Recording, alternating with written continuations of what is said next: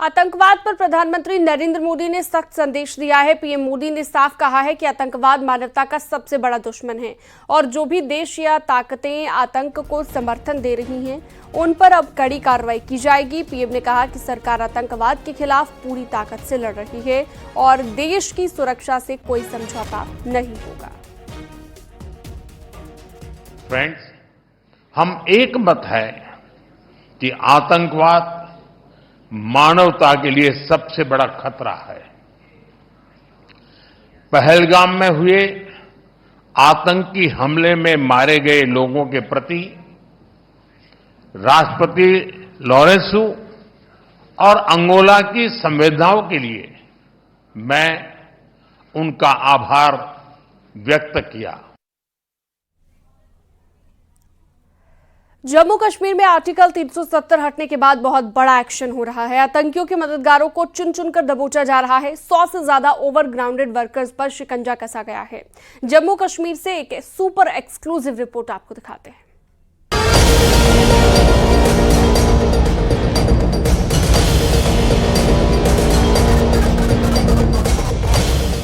पहलगाम आतंकी हमले के बाद जम्मू कश्मीर में एक के बाद एक ताबड़तोड़ एक्शन हो रहा है। आतंकियों के मददगारों के साथ साथ उनसे सहानुभूति रखने वालों पर भी कार्रवाई हो रही है। ओवरग्राउंड वर्करों की तलाश की जा रही है और आतंकियों के लिए जमीन पर काम करने वाले इन ओवरग्राउंड वर्करों को या तो हिरासत में लिया जा रहा है या उन्हें घरों में नजरबंद किया जा रहा है।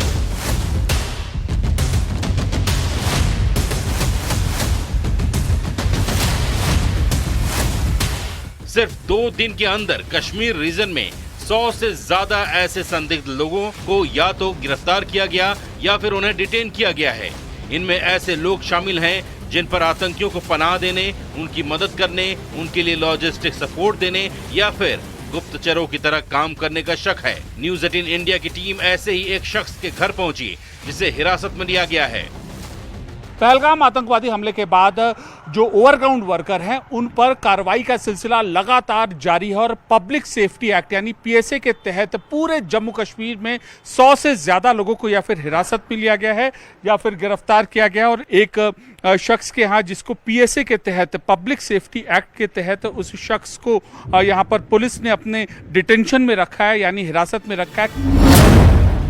जिन 100 से ज्यादा आतंकियों के मददगारों पर शिकंजा कसा गया है उनमें कुपवाड़ा से 15, हंदवाड़ा से 12 और पुलवामा से 14 संदिग्ध शामिल हैं और इन्हें पब्लिक सेफ्टी एक्ट यानी पीएसए के तहत डिटेन किया गया है। खुफिया एजेंसियों की रिपोर्ट के बाद पुलिस एक्शन ले रही है। जिन पर नजर थी उनके नाम से मजिस्ट्रेट के आदेश पर गिरफ्तारी या हिरासत की कार्रवाई की जा रही है। इन लोगों की पहचान हमले के बाद उनके संदिग्ध मूवमेंट, टेलीफोन सर्विलांस और ग्राउंड इनपुट के आधार पर की गई है। पुलवामा ही वो जगह है जहां पर एक आतंकी का घर ढाया गया था और कई लोग यहां पर इस इलाके में ऐसे 10 से ज्यादा ऐसे लोग हैं जिनके ऊपर यह कार्रवाई पब्लिक सेफ्टी एक्ट के तहत की गई है। इसी तरीके से जम्मू कश्मीर के करीब 1 दर्जन जो जिले हैं वहां पर इसी पब्लिक सेफ्टी एक्ट के तहत कार्रवाई की जा रही है। तो बड़ी यह कार्रवाई है ओवरग्राउंड वर्करों की कमर तोड़ने के लिए। एक और जहां पर उनको चिन्हित किया जा रहा है, उनके पर कार्रवाई की जा रही है, तो दूसरी ओर अब पब्लिक सेफ्टी एक्ट के तहत इस माहौल की आड़ में कानून व्यवस्था बिगाड़ने वाले लोगों पर भी, संदिग्ध लोगों पर भी ऐसी नजर रखी जा रही है। ये वो लोग हैं जो या तो आतंकियों से सीधे संपर्क में थे या फिर हमले के बाद उनके लिए काम करते थे। इनमें से कुछ ऐसे भी हैं जिनके घर से संदिग्ध गतिविधियों के सबूत मिले हैं। पुलिस के मुताबिक ये सभी लोग कानून व्यवस्था के लिए बड़ा खतरा थे। आर्टिकल 370 हटने के बाद पहली बार इतनी बड़ी संख्या में पब्लिक सेफ्टी एक्ट के तहत एक साथ कार्रवाई की गई है। इससे पहले इस तरह की छिटपुट कार्रवाई होती रही है, लेकिन इस बार तादाद और प्लानिंग दोनों में बड़ी है। इसी तरीके से जम्मू कश्मीर के करीब 1 दर्जन जो जिले हैं वहां पर इसी पब्लिक सेफ्टी एक्ट के तहत कार्रवाई की जा रही है। तो बड़ी यह कार्रवाई है ओवरग्राउंड वर्करों की कमर तोड़ने के लिए। एक और जहां पर उनको चिन्हित किया जा रहा है, उनके पर कार्रवाई की जा रही है, तो दूसरी ओर अब पब्लिक सेफ्टी एक्ट के तहत इस माहौल की आड़ में कानून व्यवस्था बिगाड़ने वाले लोगों पर भी, संदिग्ध लोगों पर भी ऐसी नजर रखी जा रही है। ये वो चूहे हैं जो आतंकियों के लिए बिल में छिपकर काम करते हैं।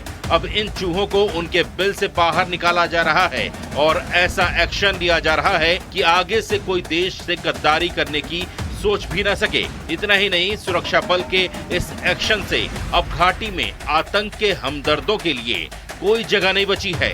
ये सिर्फ OGW नेटवर्क पर स्ट्राइक नहीं है, बल्कि यह आतंक के पूरे इकोसिस्टम पर स्ट्राइक है।